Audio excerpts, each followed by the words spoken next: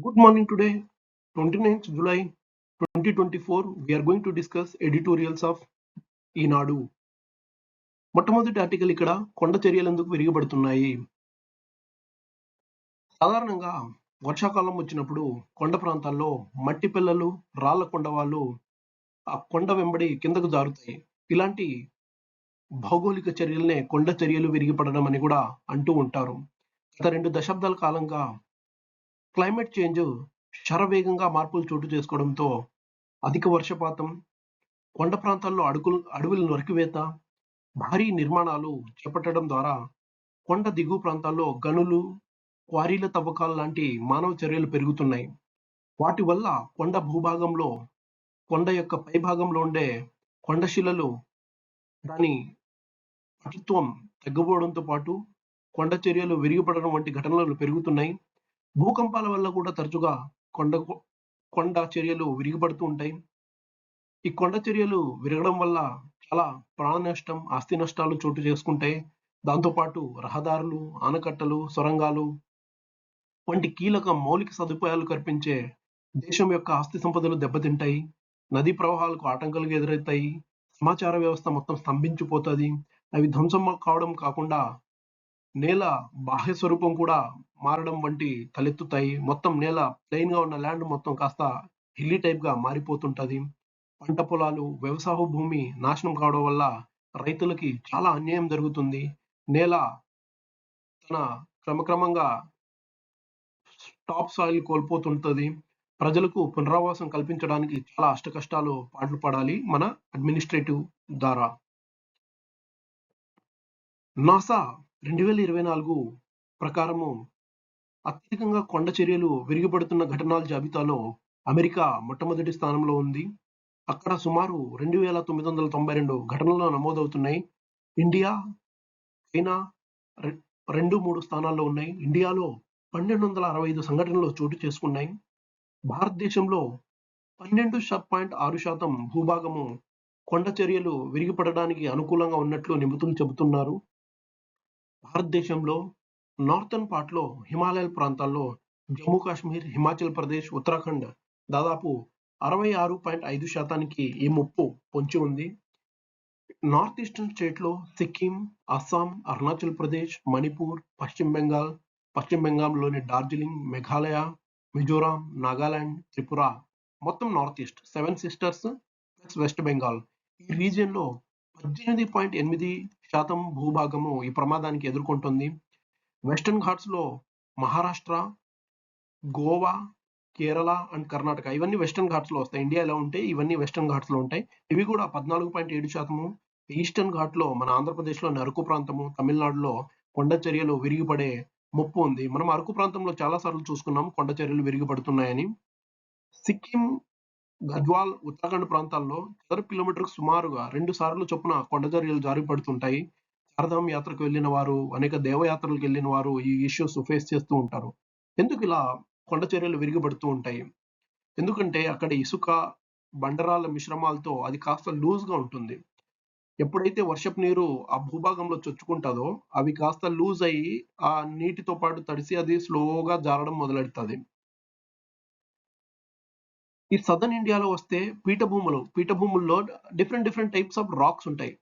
Sedimentary rocks, metamorphic rock, igneous rocks ఏంటంటే భూమిలోంచి పొరలోంచి వచ్చిన లావాదల్లా వేరుపడిన వాటిని ఇగ్నియస్ రాక్స్ అంటారు. మెటామార్ఫిక్ రాక్స్ అంటే హై ప్రెషర్ ఈ రాక్స్ ఎక్కువ ప్రెషర్ సృష్టించబడితే మెటామార్ఫిక్ రాక్ అంటారు. మెటామార్ఫిక్ అండ్ ఇగ్నిషియస్ రాక్ ఇవి రెండు పోవు. కానీ సెడిమెంటరీ రాక్స్ అదే ఇసుక పొరల్లాగా ఉండే రాళ్ళు ఇవి చాలా తొందరగా కొండ చర్యలు విరగడానికి సాధ్యపడతాయి. ఎందుకంటే వీటిలోంచి నీరు చాలా ఈజీగా చొచ్చుకొని పోతుంది. దక్షిణ భారతదేశంలో మన ఆంధ్రప్రదేశ్ ప్రాంతంలో చూసుకుంటే తెలంగాణ, ఆంధ్రప్రదేశ్ ఈ ప్రాంతాలు ఇగ్నియస్ రాక్స్ తో ఏర్పడి ఉంటాయి. చాలా ఎత్తైన ప్రదేశాల్లో ఉంటాయి కాబట్టి మనకు ఇక్కడ ఈ సంభవించడానికి అవకాశం లేదు.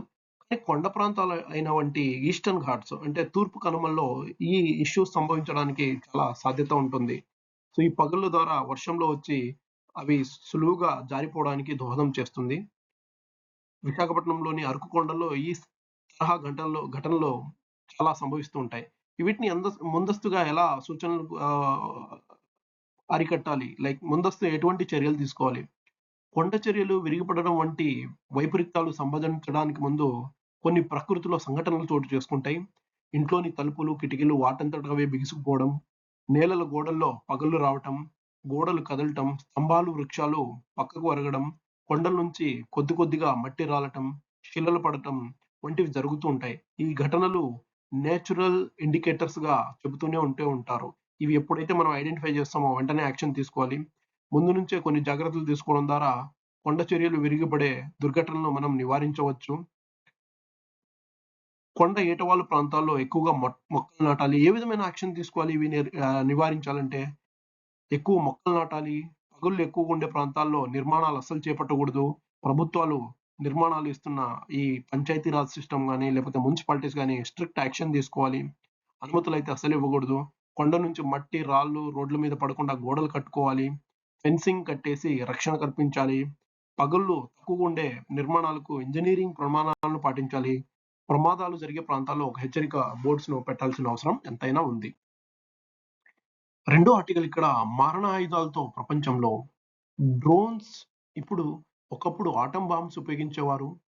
ఆటం బాంబ్స్ ద్వారా హిరోషిమా, నాగసాకిలో ఎప్పుడైతే అమెరికా జపాన్ మీద అటాక్ చేసిందో అప్పుడు ఆటం బాంబ్ యొక్క దారుణమైన ఘటనలు మానవాళి మీద ఏ విధమైన దుష్ప్రభావాన్ని చూపుతాయో ప్రపంచం మొత్తం చూసి నివ్వెరపోయింది. ఆ తర్వాత ఇప్పుడు చాలా యుద్ధాలు జరుగుతున్నాయి. దాంట్లో మొట్టమొదటిగా యుక్రెయిన్, రష్యా ఇప్పుడు ప్రెజెంట్‌లో జరుగుతుంది. యుక్రెయిన్, రష్యా మరియు పాలస్తీన్ అండ్ ఇజ్రాయెల్ యుద్ధాలు ఎప్పుడు జరిగినా కూడా మానవాళికి ముప్పు. వీటిలో ఒకరు ఒకరి హాని కోరితే ఆ మరొకరు డిస్ట్రాయ్ అవుతారు. దీంట్లో తీవ్రంగా బాధపడే వాళ్ళు ఏంటంటే హ్యుమానిటీ. ఇప్పుడు జరుగుతున్న ఇంకో ఇష్యూ ఏంటంటే డ్రోన్స్‌ని యూజ్ చేస్తున్నారు. ఆర్టిఫిషియల్ ఇంటెలిజెన్స్‌తో కూడిన డ్రోన్స్‌ని ఈ యుద్ధ నౌకగా ఉపయోగిస్తున్నారు. ఆ డ్రోన్స్‌కి తెలియదు ప్రతి ఒక్కరి మీద అటాక్ చేస్తది. ఇప్పుడు పాలస్తీన్‌కెళ్తే ఎంతోమంది చిన్న పిల్లలు వాళ్ళు యుద్ధాల నుంచి యుద్ధాల బారిన పడి వాళ్ళ ప్రాణాలను కోల్పోతున్నారు. చిన్న పిల్లలు 5, 6 సంవత్సరాలు కూడా నిండని పిల్లలు కూడా చనిపోతున్నారు. ఒకటైతే ఒకసారి ఇజ్రాయెల్ హాస్పిటల్ మీద అటాక్ చేసి చాలా మంది చనిపోయారు. ఇటువంటి దుర్ఘటమైన సంఘటనలను అరికట్టాలి. ఈ డ్రోన్స్ అనేది మొట్టమొదటిసారిగా లిబియాలో 2020లో వాడారు. అప్పటి నుంచి ఈ డ్రోన్ సంఘటన అనేది ఎక్కువైపోయింది. న్యూక్లియర్ వెపన్స్ వాడకుండా ఉండడానికి న్యూక్లియర్ ప్రొహిబిషన్ ట్రీటీ అని ఎన్‌పిటి న్యూక్లియర్ ప్రొహిబిషన్ ట్రీటీ అని ఒకటి సైన్ చేసుకున్నారు. అదే విధంగా ఈ డ్రోన్స్‌ను కూడా అరికట్టడానికి ఒక విధమైన అందరూ ప్రపంచ దేశాలందరూ ఒక తాటి మీద వచ్చి ఈ డ్రోన్స్ వెపనైజ్డ్ డ్రోన్స్ అనేది యూజ్ చేయడం అనేది అరికట్టాలి. యుద్ధం జరిగినప్పుడు యుద్ధం యొక్క ధర్మాలు కొన్ని ఉంటాయి. యుద్ధంలో సైనికులు మాత్రమే పోరాడుతారు. యుద్ధంలో సివిలైజ్డ్ పాపులేషన్ ఎవరైతే పౌరులు ఉంటారో పౌర హక్కుల్ని కాపాడాల్సిన అవసరం ఉంటది. కానీ యుద్ధంలో ఇప్పుడు ఈ కృత్రిమ మీద ఆర్టిఫిషియల్ ఇంటెలిజెన్స్, మెషిన్ లెర్నింగ్ ఇవన్నీ వచ్చిన తర్వాత యుద్ధ నీతులు అన్నీ మర్చిపోతున్నాయి. వీటి వల్ల ప్రపంచ మానవాళికి చాలా ఎంతో ముప్పు ఉంది. ఏ విధమైన nuclear prohibition treaty Hiroshima, Nagasaki మీద అమెరికా యుద్ధం చేసినప్పుడు ఏ విధమైన దుష్ప్రచారాలను ఎదుర్కొన్నామో దాని తర్వాత ఈ న్యూక్లియర్ ప్రొహిబిషన్ ట్రీటీ వచ్చింది. అదే విధంగా ప్రపంచ దేశాలందరూ ఒకే రూట్ మీద వచ్చి ఈ మానవ మానవాళికి పొంచి ఉన్న ముప్పు నుంచి అరికట్టడానికి ఈ డ్రోన్స్‌ను వాడకుండా ఉండడానికి ఒక తీర్మానాన్ని తీసుకోవాల్సిన అవసరం ఎంతైనా ఉంది. ఈ artificial intelligence, machine learned drones గనుక టెర్రరిస్ట్ చేతిలో పడితే ఇంకా మానవాళికి ఇంకా చాలా ముప్పు. వాళ్ళకి ఇంకా అటాక్ చేయడానికి ఎంతో సులువుగా ఉంటది. అది ఏ రకంగా దారి తీస్తుందో అది ఇంకా ప్రపంచము ఇంకా కాలక్రమేణా మనకే అది తెలుస్తుంది. సో, యాక్షన్ తొందరగా తీసుకోవాలి. మూడో ఆర్టికల్ ఇక్కడ బడ్జెట్‌లో వ్యవసాయ రంగానికి కేటాయించింది కేవలం 19% ఎక్కువ నిధులు. 1,52,000 కోట్లు కేటాయించారు. అయితే ఫెర్టిలైజర్ సబ్సిడీ అంటే ఎరువుల సబ్సిడీని నిరుట కింద సంవత్సరం ఇచ్చిన దానికంటే దాదాపు 25,000 కోట్ల రూపాయలు తక్కువగా అంటే 1,64,000 కోట్లు మాత్రమే పరిమితం చేశారు. ఇదొక నిరాశ కలిగించే విషయమే. ప్రధానమంత్రి కిసాన్ సమ్మాన్ నిధిలో 6,000 ప్రతి ఒక్క రైతుకి ఇస్తారు. 2,000, 2,000, 2,000 ప్రతి ఇన్‌స్టాల్‌మెంట్‌లో. అది కూడా ఏ విధమైన చేంజెస్ లేకుండా 60,000 కోట్ల దగ్గరే కొనసాగించారు. రైతులకు ఆదాయ మద్దతును కల్పించే పథకం ఇది. ప్రధానమంత్రి కిసాన్ సమ్మాన్ నిధి. అయినా కేటాయింపులు పెంచలేదు. ఎరువుల సబ్సిడీ కూడా పెంచకపోవడం వల్ల సాగు చేయడానికి అయ్యే ఖర్చులు చాలా పెరిగిపోయే అవకాశం ఉంది. ఈ సంవత్సరము ఖరీఫ్ సీజన్‌లో 400 జిల్లాల్లో డిజిటల్ క్రాప్ సర్వే అని బడ్జెట్‌లో పేర్కొన్నారు. దీని ద్వారా ఏమైతది? 6,00,00,000 రైతులకు వారి భూమి వివరాలను ప్రత్యేక రిజిస్టర్‌లో నమోదు చేస్తారు.